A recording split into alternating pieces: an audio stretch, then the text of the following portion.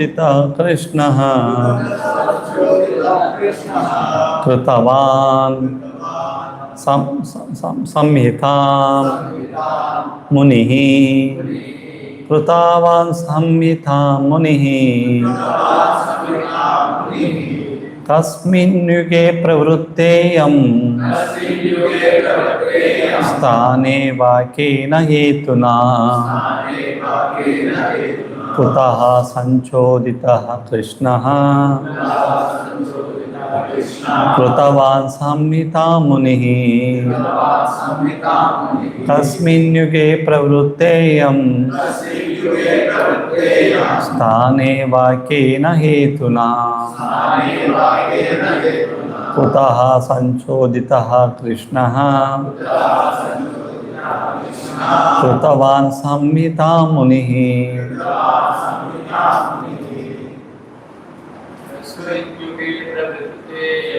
Tasmin yuge pravrutteyam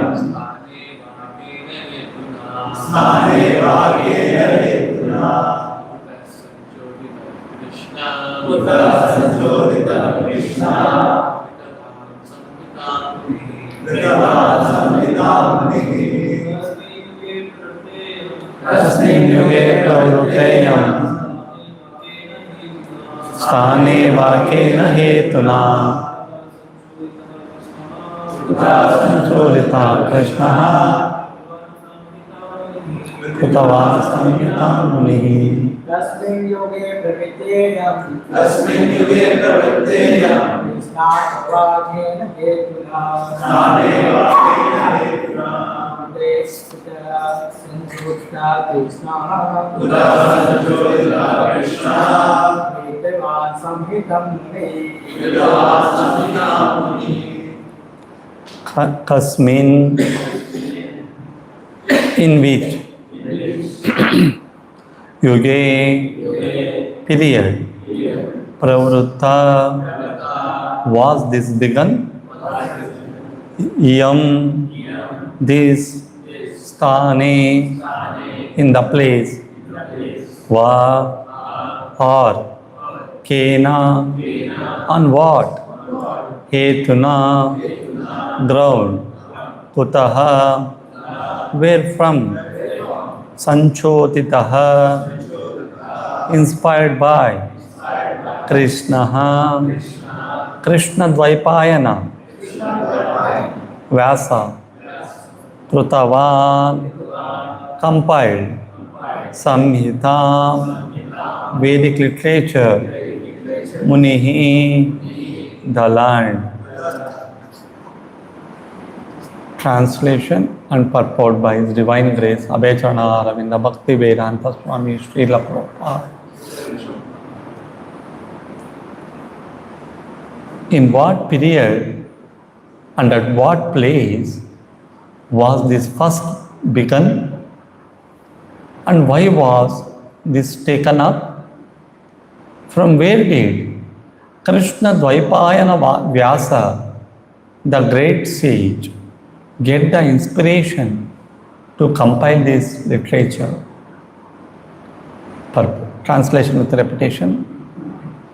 In what period and at what place was this first begun? And why was this taken up? From where did Krishna Dvaipayana Vyasa, the great sage, get the inspiration to compile this literature? Purport. Because Srimad Bhagavatam is the special contribution of Srila Vyasadeva, there are so many inquiries by the learned Shonaka Muni. It was known to them that Srila Vyasadeva had already explained the text of the Vedas in various ways up to the Mahabharata for the understanding of less intelligent men, Shudras, and fallen members of the family of twice-born men. Srimad Bhagavatam is transcendent to all of them because it was nothing to do with anything mundane. So the inquiries are very intelligent and relevant. Thus ends the Bhakti Vedanta purport. Om Ajnanatimidandasya Gnananjana Chakshurunmilitam Yena Tasmai Shri Gurave Namaha. Namah Om Vishnupadaya Krishna Preshtaya Bhutale Srimate Bhakti Vedanta Swami Nityanamine Namaste Saraswate Devi Gauravani Pracharini Nirvishesha Shunyavadi Paschatya Deshatarani Jaya Shri Krishna Chaitanya Prabhu Nityananda Shri Advaita Gadadhara Shri Vasadi Gaura Bhaktavrindam Hare Krishna Krishna Krishna Hare Hare Hare Rama Rama Rama Hare Hare Mukam Karoti Vachanam Pangam Langayati Girim Yat Krutam Mahamantra Shri Bhagavati Mataya.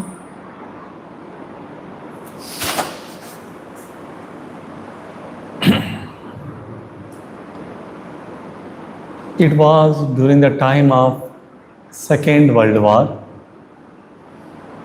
In the beginning of the 20th century, the world back to back, in a just span of very few decades, saw the two great world wars, which was led to a death of millions of people.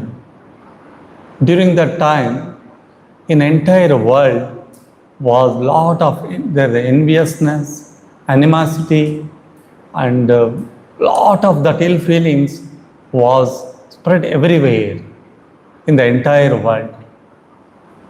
So in that scenario, what used to happen? If anyway it was a purely a fight for a power. So both the parties, the entire world was divided into two groups, and desperately somehow they want to conquer, they want to establish their superiority on other group, and for that they're ready to go to any extent. So practically humanity was completely lost in the society. They were not saying whether we are humans, we should act like a humans, we should have some compassion, some kind of a relaxation. No, they were desperately, both the powers were looking for to conquer the world. So in that scenario, what happened? All of you know the two groups, US led by one group and Russia, USSR was led by another group. And same time, the world has seen most cruel dictators were all come together. They were all part of that. Hitler, Stalin, and all other most cruel dictators were there. So because of that, situation became even worse. What happened? There was one German lieutenant by name Clemens Forel. He was a lieutenant from the German army. He was caught up in a war as a war prisoner from Russian soldiers. So, as I told, they were not thinking of nowadays if any prisoner, if you arrest, there is some conditions, some terms, how to take care of a prisoner, how to give some basic needs for him, like that. But those days, there was nothing like that. So immediately the Russian army shifted this Clemens Forel to a unique prison house. Where was that prison house? That prison house in the middle of a country which is called Siberia. In those days, Siberia was also part of USSR. So, what is the uniqueness of this prison is the most horrible prison in the world. And that Siberia's country, the temperature of this place where exactly this prison was located, it is a minus 50 degree. And from that prison was strategically situated in such a place, they constructed that prison in such a place. Off from that prison, if anyone has to go some 1,000-kilometer radius surrounding, you won't find any human habitation. It's only purely that fog, not fog, snow. And if any prisoner tried to escape from this prison house, first of all, escaping from the prison house is not easy. If even somehow somebody escapes, while walking, while crossing that 1,000 kilometers, he will die because of severe cold. And what they used to do, they used to capture all the prisoners and they used to give some basic things, some clothes and all where they can sustain, barely they can sustain, and they used to engage in a mining activity. That was a place where the rare earth minerals used to available.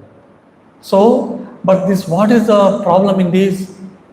If anyone continuously start working in that mines, maybe maximum for 8 years, because of that rare earth minerals while they're extracting, it leads to a lot of poisonous gases.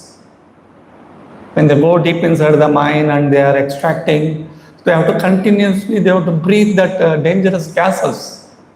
So in the course of that, within 8 years, one person will die. See the scenario? Anyone wants to go to the prison house, he cannot escape. If he try to escape, because of the cold, winter, whatever that minus degree, minus 30, 40, 50 temperature, he will die. If he stay also, he will die. So for this Clemens Forel, the Russian army has given an imprisonment of 25 years. So he came to prison house. So you start thinking, if I stay here also I will die. If I try to escape also I will die. So what to do? So this Clemens Forel was a very brave person. So finally one day, when somewhere the mining activity was going on, he find one opportunity and he thought, I should escape from here. So with a lot of brave heart, he escaped from the prison house. And for this prison house, there was there was a superintendent. His name was Mr. Kamen. He was a very strong, Mr. Kamen. He was a very strong, the superintendent of the jail. He was not allowing anyone to escape. So then, as soon as Mr. Kamen came to about this, Mr. Forel has escaped from the jail. So then he sent all his army soldiers, find out where is he, and told same time, until unless he comes back, no prisoner in the prison should get the food. Until he comes back, no prisoner should get the food. So after some 3 days, 4 days, somehow they searched and he was running away somewhere. They went ahead, caught him and brought him back to prison house. When they brought him back to prison house, what is the scenario? All other prisoners are hunger from last 3 days. They know why they are hunger, why they are not getting the food. Because he tried to escape. They were so angry. Because of you, we are not getting food. As soon as he put him back, catched him and put him in the prison house, they have nicely beaten him up. See, because of you, why you went to escape? Because of you, we don't have food. So in that, he was actually they beaten like almost is about to die. In that scenario, they were having some medical aid. There was a doctor, Mr. Stoffer, he was a doctor. So then army asked him to please give some basic treatment to this guy so he can stay for some more days and we can get some work done from him. So then this Stoffer was start treating the Mr. Forel who was severely injured. So in the course of their interaction, they got connected well. This Mr. Doctor was an elderly person. He was also caught up as a prisoner so long before, but he was an old man. He was saying that I cannot escape, so better I decided I will die here only. So then this doctor started giving ideas to him how we can escape from this child. So in the course of next few months, 3-4 months, in the name of treatment, he goes and meets the doctor, meets this Forel, and they were exchanging, talking, and he's making all the strategy how you can escape from this child. So at one fine day, doctor provides him all the clothing, warm clothes which required for his sustenance, gives him the pistol. If any danger, he can just use it. He can give a lot of bullets to him and some medicine, and he tells, see, wherever you go, if you find on dry wood, immediately light a fire, so your body will remain warm. You can maintain for some days, and given some food and all. And one fine day, Mr. Forel escaped with the help of the doctor, escaped from the child. So now he start walking in a minus 50 degree where there is come full snow, nothing is there, no trees, nothing. He walked for continuously 6 days.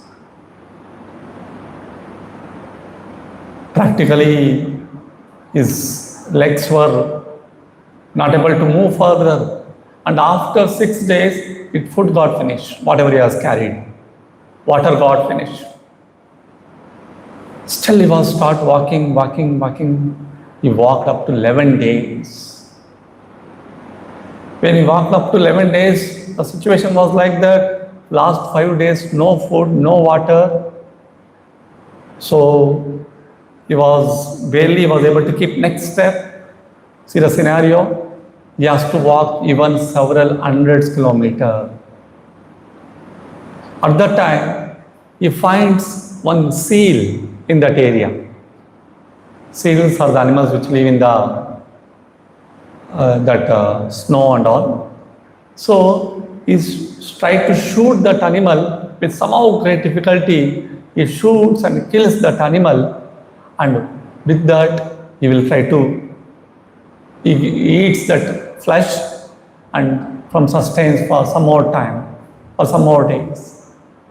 So then he goes forward with that. He got some energy now, he got eaten some flesh, and then he goes forward, and immediately in that a big kind of an handi.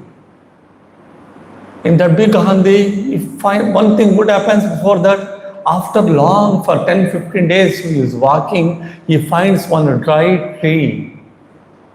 He was so happy when he finds the tree. Oh, I got something apart from to see. All these days he's seeing only ice. First time in last some 15-20 days, he's seeing some tree which is apart from this ice. He embraces that tree and start crying.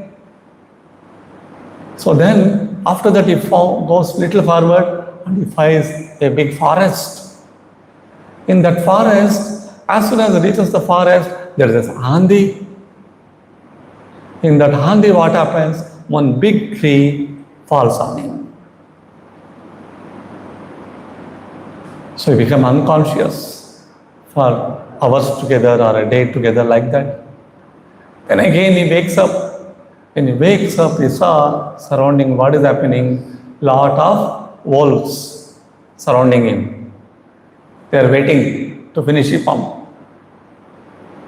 So then again from that situation, somehow he runs away and reaches to one, after that forest there was a one local tribal group was residing in one of the place, one village, small village.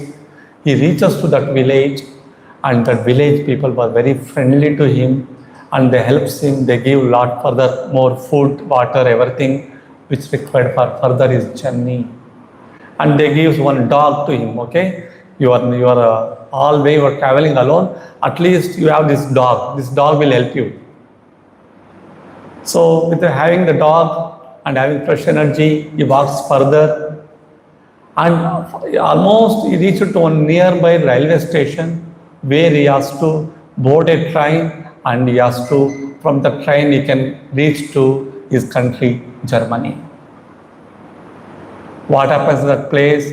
In that railway station, Russian soldier and the superintendent are waiting for him.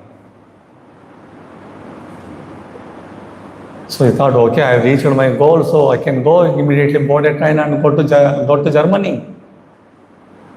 So, but again, with great difficulty, somehow he escapes from that soldiers and reaches to Germany after 6 years.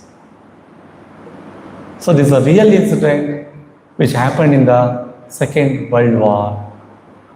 Later, after that, they made one Hollywood movie also based on this. So he reaches his family, meets his wife and daughter on the day of Christmas. It was a very great day for him. Finally, 6 years of struggle all comes to an end.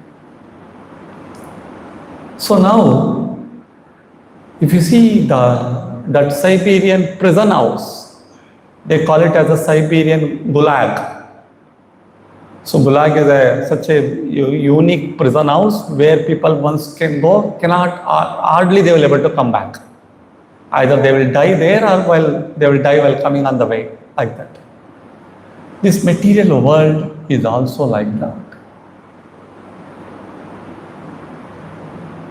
A tough place to escape. For that prisoner, it took 6 years to escape from that prison house. For conditioned souls, it takes how many lifetimes? Every one endeavor which we make, go out, come out of the influence, immediately Maya Devi, superintendent, she is waiting to pull back.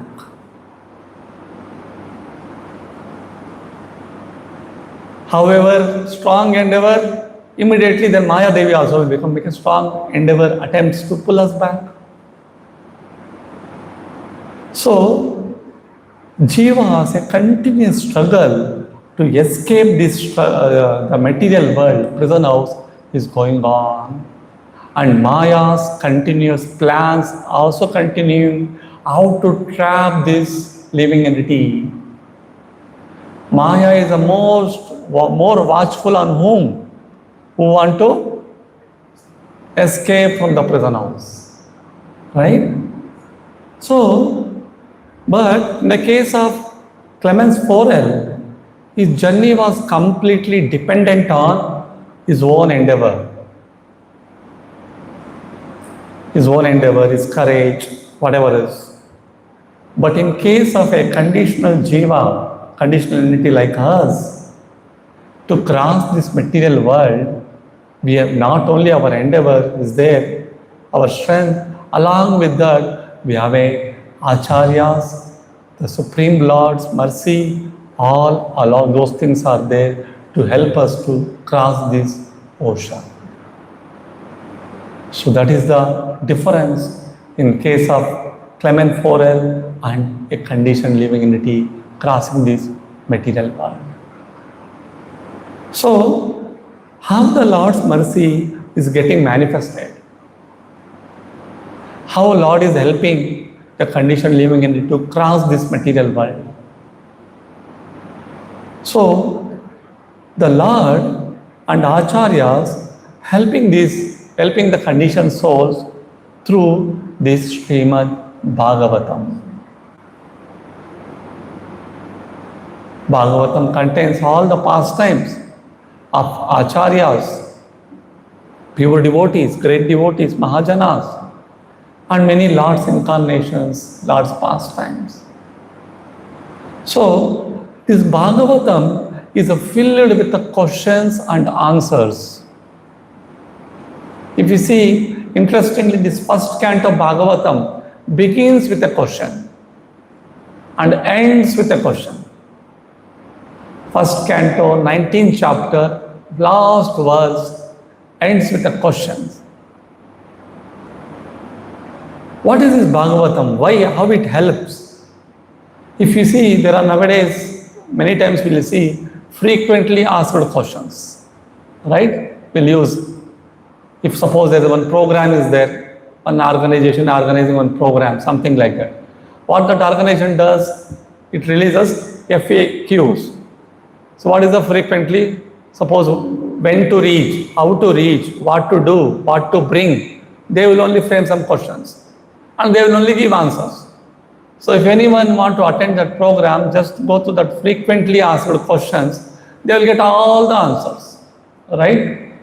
Even in exams also, students who are preparing for exams, they know first study what are the frequently asked questions, right? The booklets will be there. They will prepare that much and they will clear the exam. Same way, this Bhagavatam also contains frequently asked questions about life. Since from the ages, since from the beginning of the creation, what are the questions frequently asked by intelligent people, most intelligent people? And what are the answers given by most intelligent people? So Bhagavatam is all about that. So, why these questions are important for us? Why to understand these questions are important? If you see, this verse itself is a question, right? See what they are asking, sages are asking, what period and what place was this first begun? Why was this taken up? Where did Krishnadevapayana Vyasa, the great sage, get the inspiration to compile this literature? If anything we want to understand, if any company, we will ask where this company started, why this company started, what was the purpose of this company? Or even in a case of while interacting with the persons, we will ask where you belongs to, why you have come here. To understand a person, to understand these all things are very, very important. To understand any organization, to understand any activity, we have to understand why it has begun, who began it, what inspired him. So without this understanding, we cannot understand anything about that organization or that person or this program, anything. Same way, here the sages are asking question about Bhagavatam. As I told, first canto ends with a question.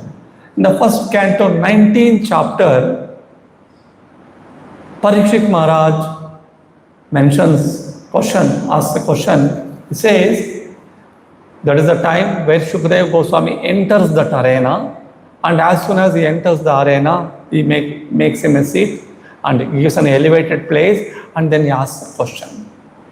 You are the spiritual master of great saints and devotees. I am therefore begging you to show the way of perfection for all persons,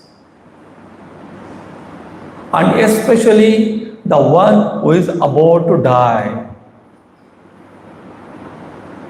So, what is this? I am therefore begging you to show the way of perfection for all persons.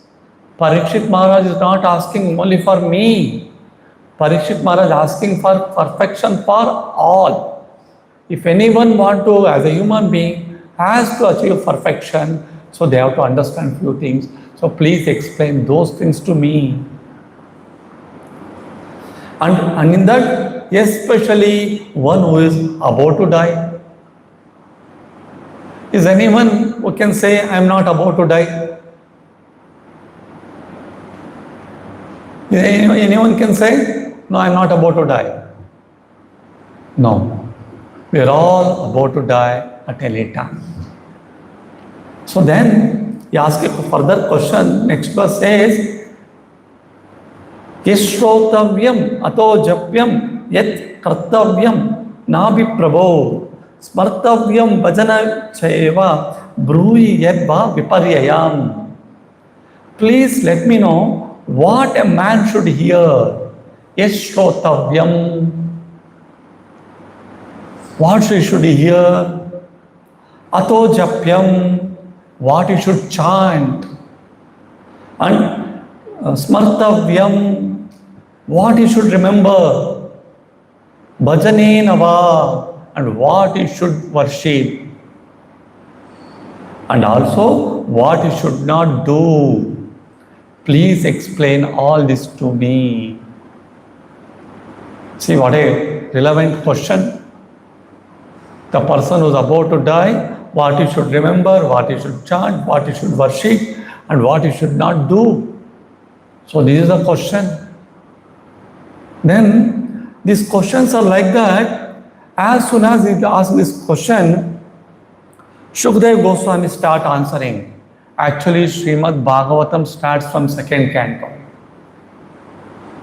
In second canto, first chapter, first verse, Shukdev Goswami says, my dear king, your question is glorious.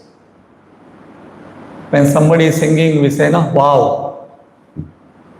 So he is saying that, oh, wow, what a question. Who is asking? The most intelligent, the most great soul, Shukdev Goswami. He is asking, he is appreciating the question. Oh, what a question you are asking. What a glorious question you are asking. Why? Why it is glorious?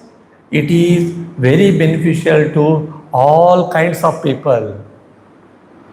It's not like that Bhagavatam is applicable to someone, Bhagavatam not applicable to someone. It's not like that. Bhagavatam is meant for all kinds of people.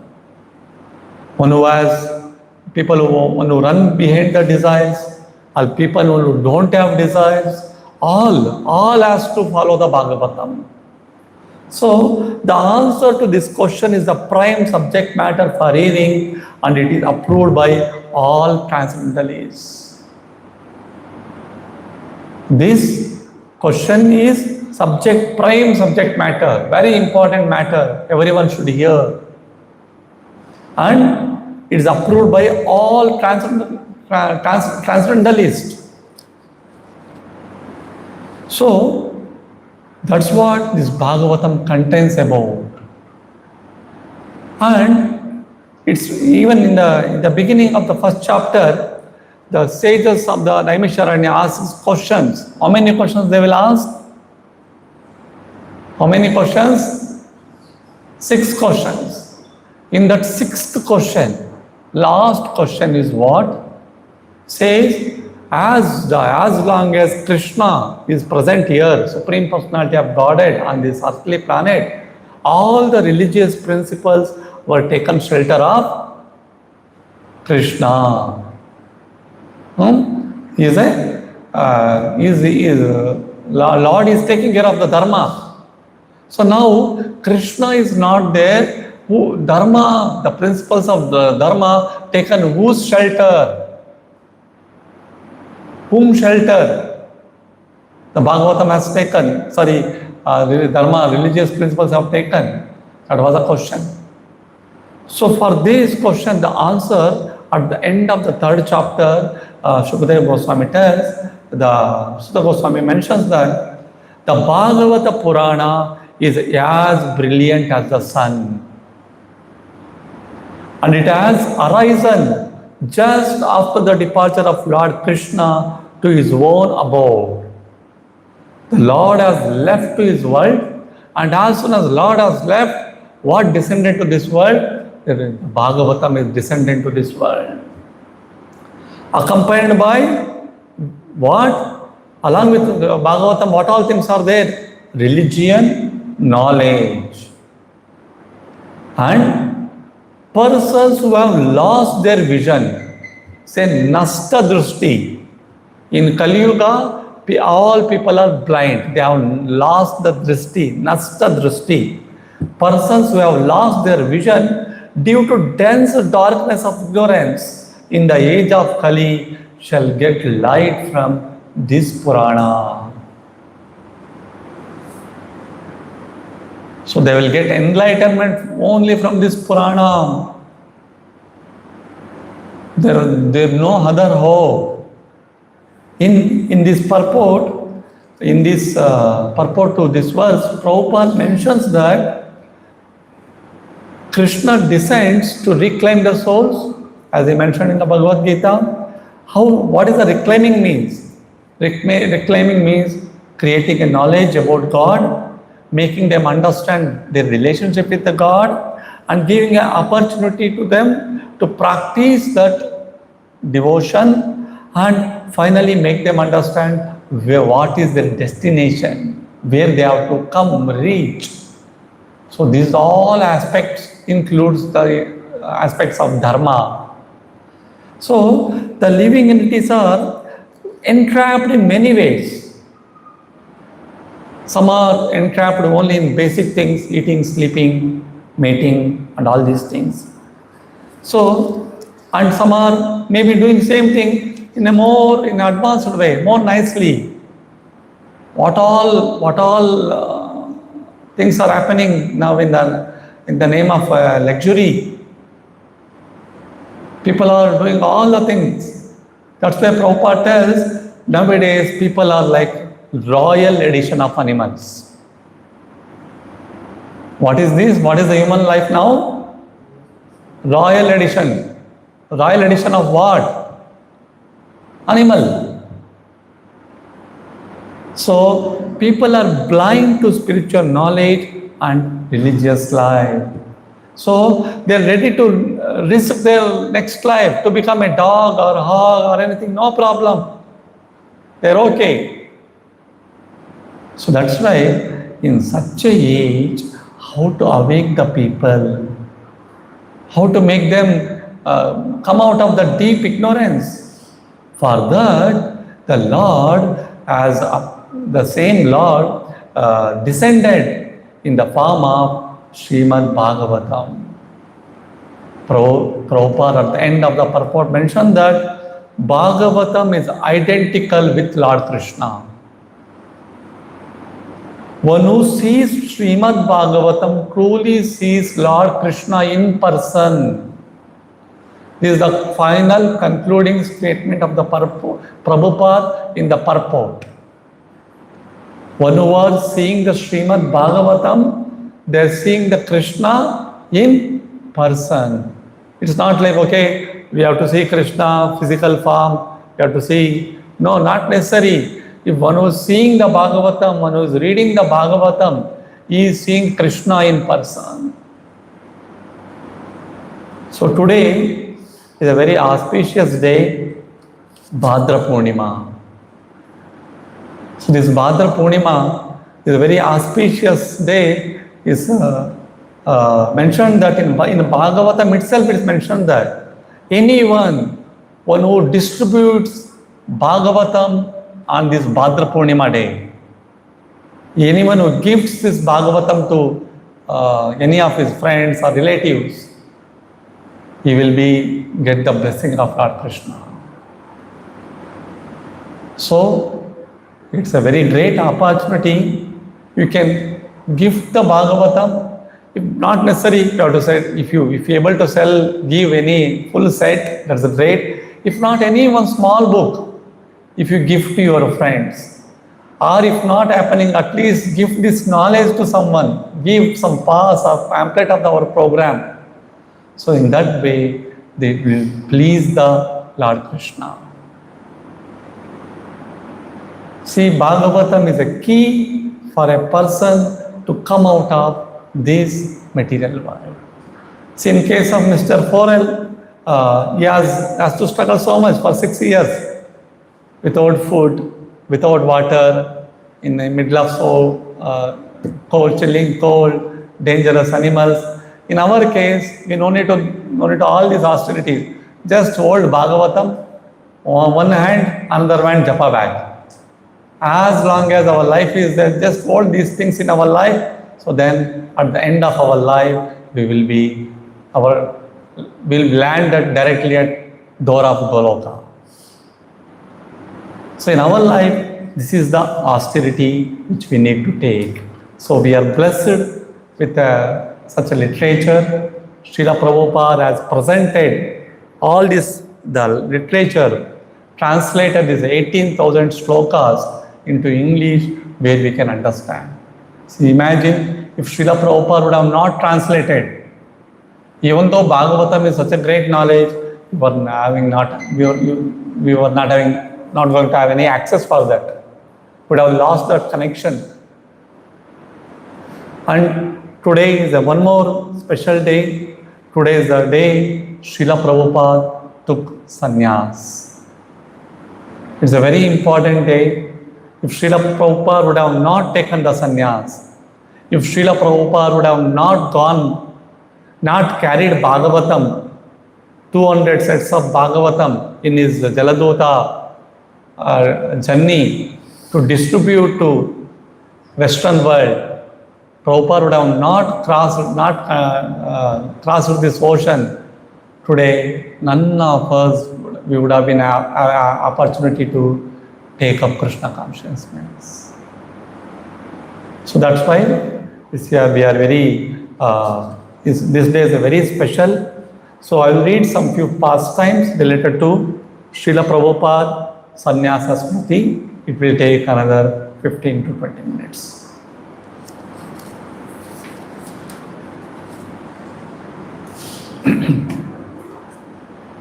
Interaction with Srila Bhaktisiddhanta Saraswati Thakur during Prabhupada's Grihastha days. A friend to all, compiled by Moola Prakriti Devidasi, recollections by Nayanananda Das Babaji Maharaj, a godbrother of Srila Prabhupada. Srila Nayanananda Das Babaji Maharaj recollects the last year that our Gurudev organized and performed Gauramandal Parikrama. Thousands and thousands of pilgrims assembled at our Champahati Mandir. There was a whole village of tents in all directions. On the afternoon of last day, one of our god brothers had just arrived in Navadvip, having returned from London by boat. He had gone to preach, but had returned without meeting with full success. In the evening, while Guru Maharaj was giving pravachan, he explained that it was his earnest desire that the teachings of Chaitanya Mahaprabhu should be spread in Western countries. He told how it was a vision of Srila Bhaktivinoda Thakur that this would happen, and it was also the last request of his mother, Srimati Bhagavati Devi. See what was the request of Bhaktisiddhanta Saraswati Maharaj's mother.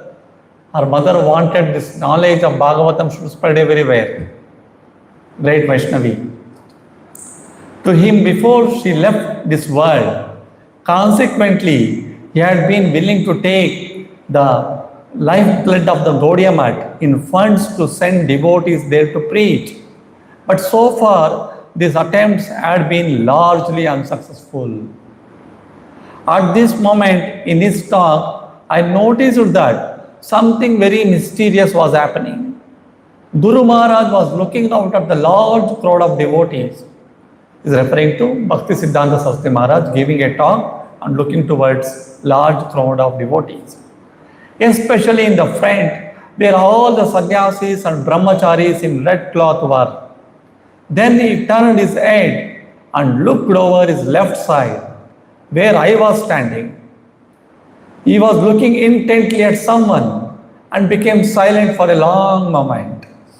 I happened to look behind me and I clearly saw that the person with whom he was making eye contact was Abhaya Charana Ravinda Prabhu. I thought they were looking at each other in a special way. Then Guru Maharaj again addressed the audience in front of him and said, but I have a prediction. However long in the future it may be, I predict that one of my disciples will cross the ocean and that devotee will bring back the whole world. I remember this incident and Srila A.C. Bhaktivedanta Swami Maharaj truly made it come to pass exactly in this way.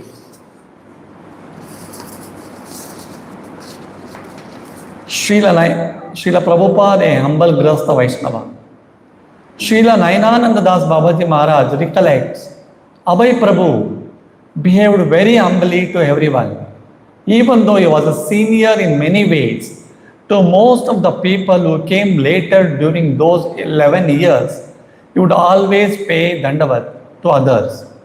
Just because they had taken initiation first, though he had made that devoted connection with our Gurudeva first. He did not formally take initiation until later on because of his family and his business. I clearly recall how very serious, simple and humble he was. Sometimes when I was in Calcutta, I would go to visit him at Sita Kant Banerjee Line where he had his home and chemical business. Shat Prasangananda Brahmachari and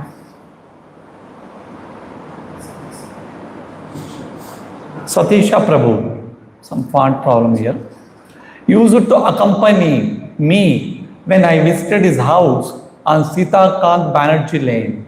He was very affectionate to us. He always welcomed guests into his home. He opened his house to any Vaishnavas from the Gaudiya Math, whether they were his god brothers or young brahmacharis who were not god brothers and had not even been initiated. Srila Prabhupada quits home to be a vanaprastha. Arishauri Das writes, you know my story? Tea or me? Srila Prabhupada, he asked me. No, Srila Prabhupada, I said, intrigued and eager to hear. He gave a chuckle.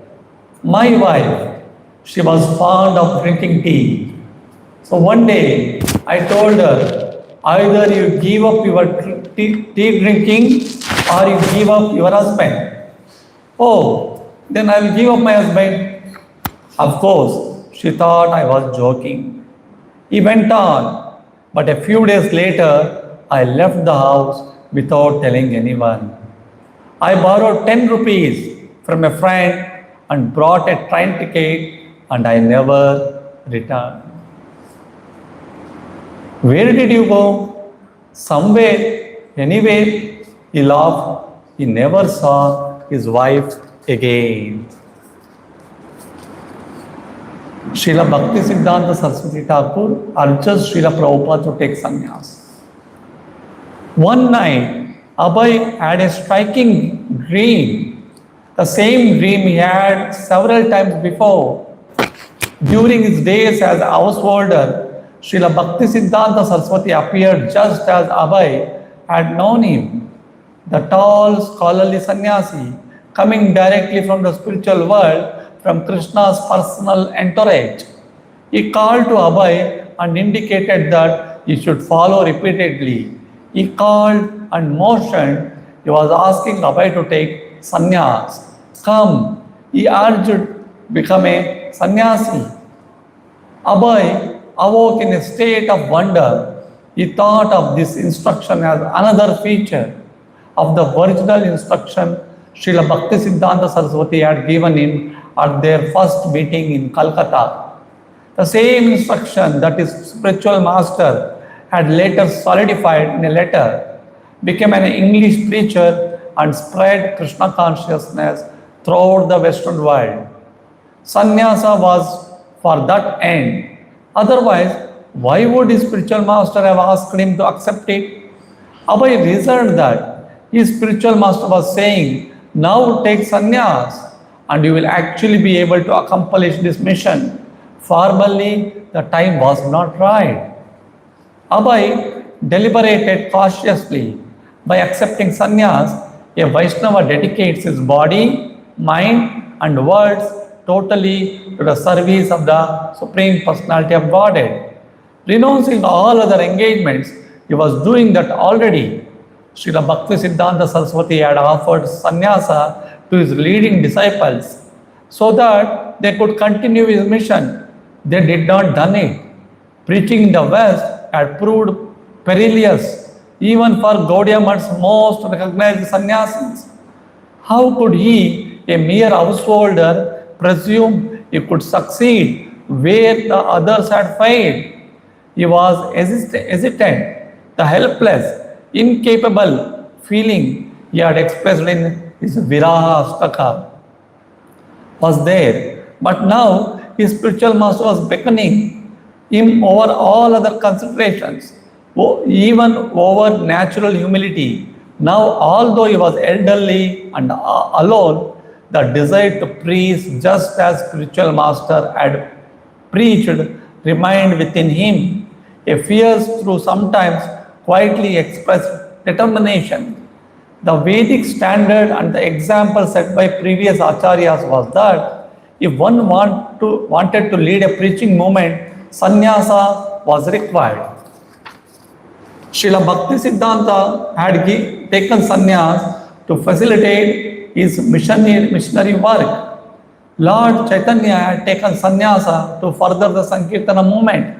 Of course, Lord Chaitanya was the Supreme Personality of Godhead, but when his young students had been disrespectful toward him, treating him as an ordinary man, he had taken sannyas. Because a sannyas is automatically respected, Lord Chaitanya's acceptance of sannyas was a calculated tactic.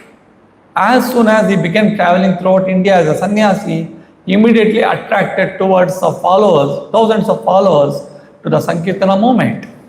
Abhay turned to Keshav Maharaj in Mathura, and Keshav Maharaj told Abhay to take sannyas immediately.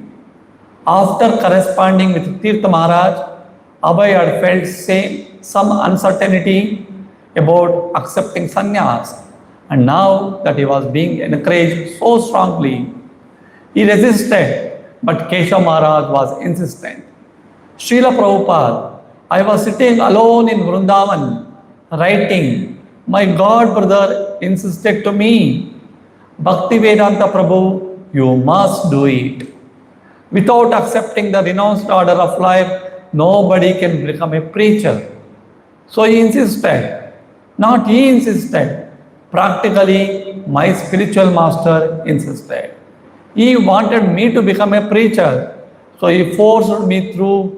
Is this God brother, you accept, so unwillingly I accepted. You can go to Srila Prabhupada, accept sannyasa.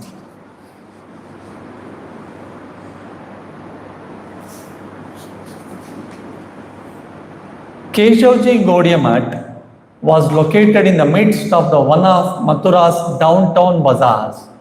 Its main entrance, an arched doorway, led into a courtyard open to the sky through a metal grating above. Abhay Babu entered the mud dressed in white, but he would soon be leaving dressed in saffron, a Swami. Abhay had been living as a renunciate for 9 years. There was no need for him to observe a ceremony or to proclaim himself a sadhu by changing to sannyas at the end of his life. He was aware of the cheating sannyasis. Even in Vrindavan, he had seen so-called sadhus who do not preach but simply spend their days hunting for chapatis. Some swamis of Vrindavana even indulged illicitly in what they had supposedly come here to reject, sex life. Such persons were making a mockery of sannyas.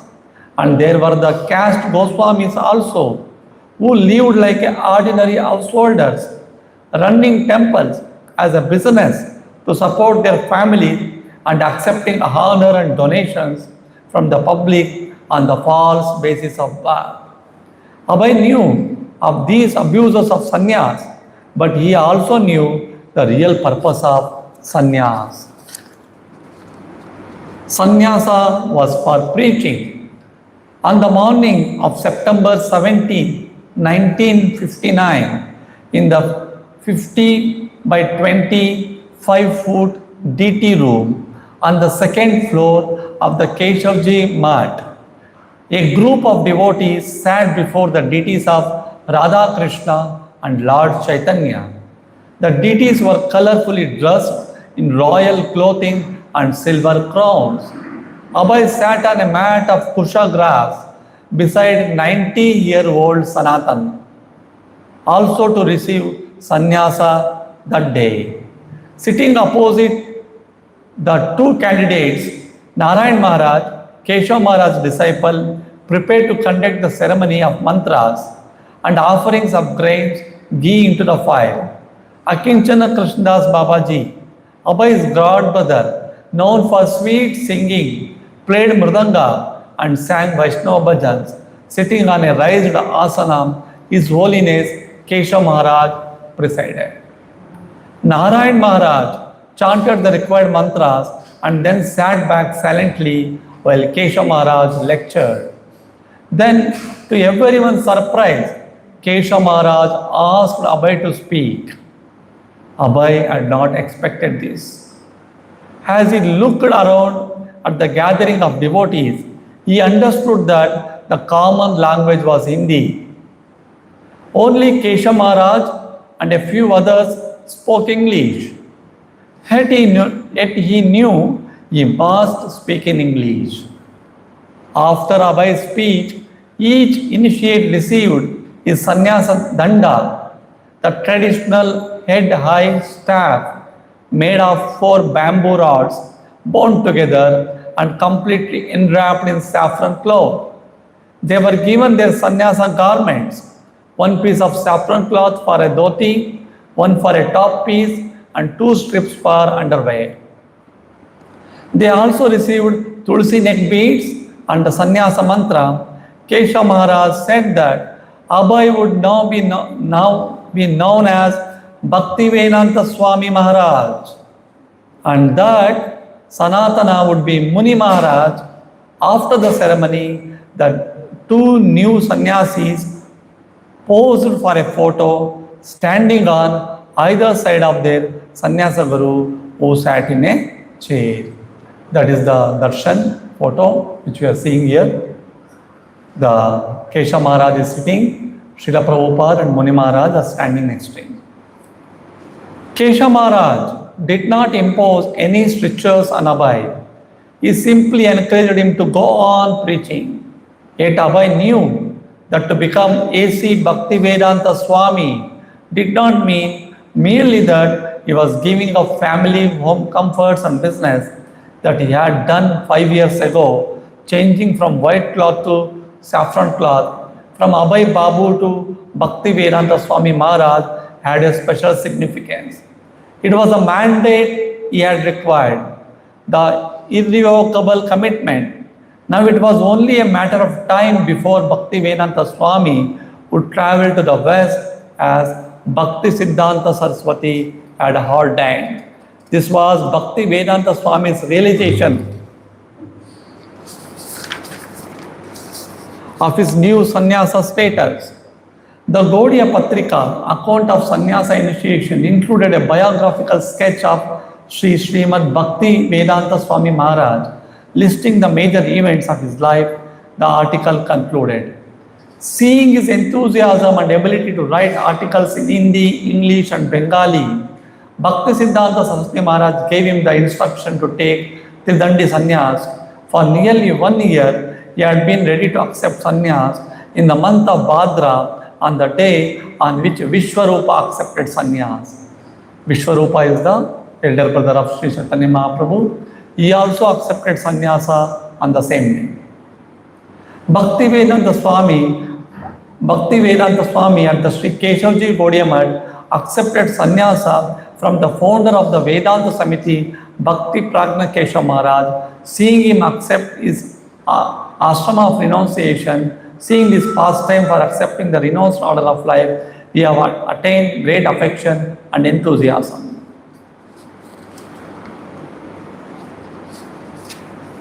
One of the Srila Prabhupada's disciples, Rupa Vilas Das, recalls, we were spending a little time with the Prabhupada's god brother, Krishnadas Babaji Maharaj, with whom he had a very affectionate relationship. He was telling us the story of Prabhupada's taking sannyas, and he said the ceremony was going on with Keshav Maharaj overseeing and conducting the initiation. Narayan Maharaj was chanting the mantras and I was doing bhajan. But as is my habit, I got a little too loud. So Keshav Maharaj was making a gesture with his hand palm down, as if to say, not so loud. Krishnadas Babaji said, and as soon as he would turn his head, your Prabhupada would go like this, turning his palm up, indicating the chant louder. Then Krishnadas Babaji laughed, as he always did, and he said, it was then that I knew he would be the leader of the Hare Krishna movement.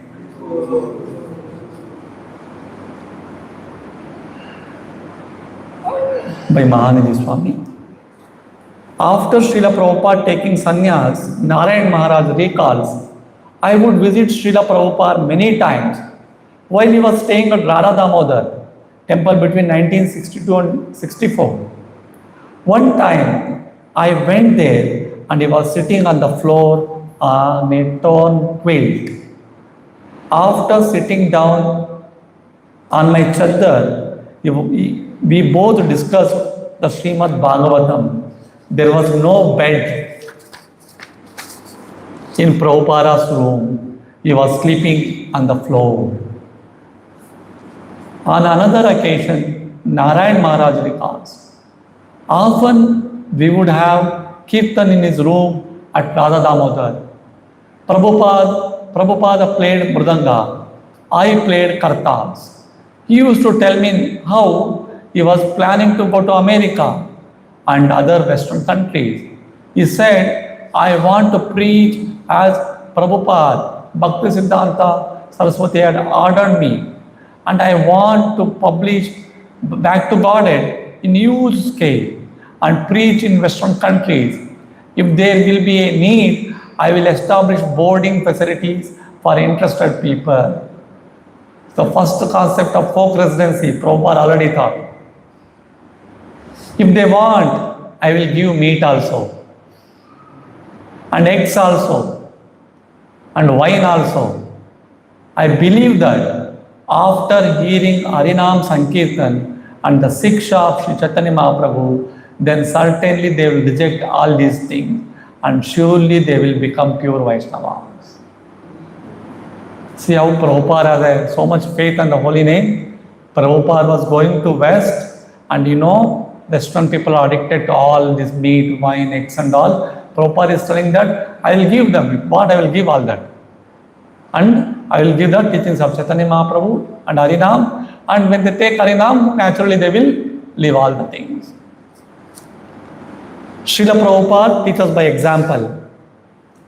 Nairobi, Srila Prabhupada demonstrated how a sannyasi should preach.